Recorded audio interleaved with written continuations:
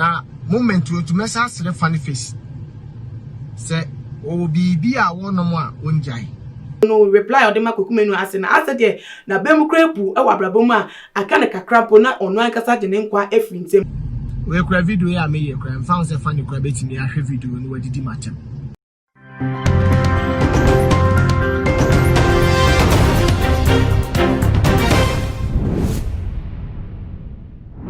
Akwa basonko enkoma se abre se wajebre ehweme ewo tuma GH eso medin adena na ama owusu ana yedi ehia se so dia na ye trending issues abetodwa no na mede ebesum nebusu for as currently the ekoso trending pa efa comic actor funny face now what real issues then the baby mama that is a problems with what they abetodwa nebusu for weeks now no we recording all sorts of videos I don't know what the address issue no also I won't bon one be now ya fine na we ja at home na nkofo do na no mobile bonten abekasa edi etia kwan ya wo fa so edi address ni private issues at say wode nam social media so na do na o meka no so record video no we yo ma no o se fata ya no dey ma directly bi o krapa we futuo no ohwe na mfa kwa mu sa na wode amema na nso one of comic actors ni bi a ono so agidi mpa oba no kuma wudu mu a ono so wodi mpa metre Kwaku Manu ono so ababontin abe record video bi ono so na drink kakra a owo efa funny face ne current situation no we dey futu afem ade atudwa na enka ni yesusu say na nkodi tudwa na nka funny face be fa another way but with the way Kwaku Manu address the issue no wo kasa ade akacho kana for say wo mu funny face wo mpaye mu na wo mo ben no so emwa no say ni phone kwa no be sizi emwa bi o metimi ade aboa no say na be ya nyama ekoso na ni issue ti ba bontina so betwitwa no wo mo nyama na amate say Kwaku Manu ankasa mu no wa gaining a lot of respect nebusa for yen koya say na wo too funny face efu de bia na me ka se ade bi se obefa ne tra batu bekom no na mpa bo so ka na moment to message the funny face se o bi a wono mo a onjai se bia ye nsa funny fachem se me kasa se bia ye wi e bia tramo obi na woto a ana se me de menim se onye bibisa message funny face awade mo asem message ne se wo pa mo on fa ma social media biem menua mesrew wo de obeye me abeyi wakoma mu yeme na de tie mafutu ya making be yeme na tie de making me ka stars mo a aya ne namfofo e ben na me ka o masem kase o mommoa no kakra mesre mani die na bu kwa so mommoa ye ma mu die echi ne mommoa ye because mo na mo betimi acheche ne ru aka je se menua video we hu hia. But more than the camera scenes, no, madam for cut it. It's a problem. No come. E be a funny beko or qua. And a moody a chain, a musumunya bibika. Necessary, one funny baby. I walk a cacono. M.Y. Na ni himself because of this way no video recording how they funny face assembly funny face ba bonti bi ma na nka se sia dey na odeni bre e be so Kwaku Manu so na tese waka na adwen e de ache na so otimu se Kwaku Manu etisem na wo kan the way I was sifa e kan na wo de ye futuo e sa di tree nenim no aka no amate se funny face ba bonti so oba address no wada na se pa se wache no odosonko na ebiem no otimu se na Kwaku Manu addressing issue pleading on Ghanaians behalf say womo mpaye enfama no attaching amates workers na eniso na etigu tese eba na ni emu baba sa na tese otimu say akanepa was so emotional about it na ni niemu no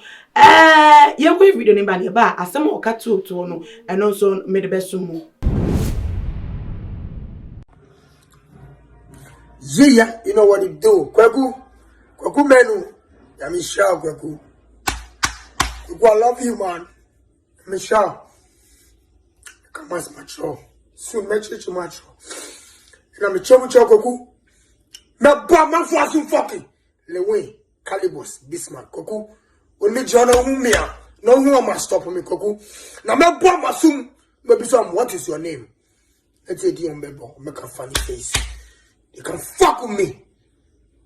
Kwaku, boom food down. Movie the no iron. And I appreciate you. I love you. God bless. Na sena funny face reacted to Kwaku Manu video no ena wodi weni ehu bi no na ebusuafo ni niam no akwat said the ensem no see take a critical look at it jinse because with caption crap funny face edit to the video no reply odema Kwaku Manu asena asede na bem krepu e wabrabom a aka ne kakrampo na ono ankasa de ne nkwa efrintem na it say ensem no as intense sana Kwaku Manu address ntem hu behia se Ghana for ye be ye fi etrim say o maybe o star and wogu no nimu ase na wogu no hu fi nti yeso ye gina so ne de asre no na ya twetwe no ne de kan ye be ye no esi nchen they are recognizing the problem behind the guy and they enam so much as at this time of the life what is I and some say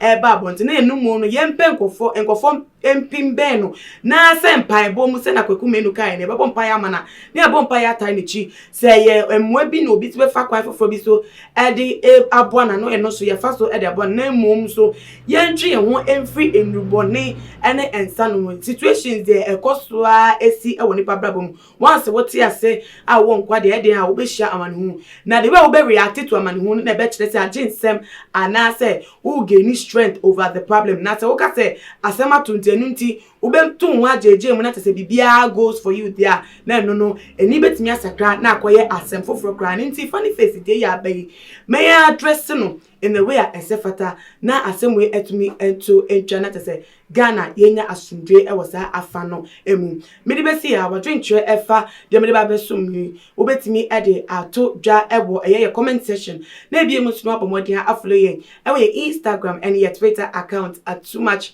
GH_ Facebook so too much GH nana ama owusua enim bi nyame adoma ebedi ehia bi makramo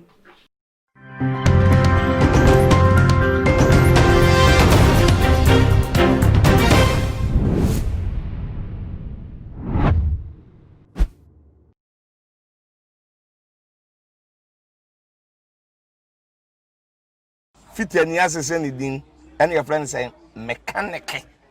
na prophet kumichacha ma sesa me YouTube no ba bia me hwe bia ma change afro ena maba too much GH hwe na prophet kumichacha me so me hwe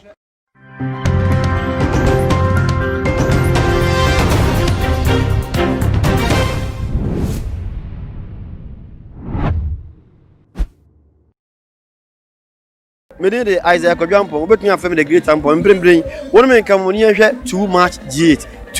mo ye too much na me so me ye amo fire too much GH we boy what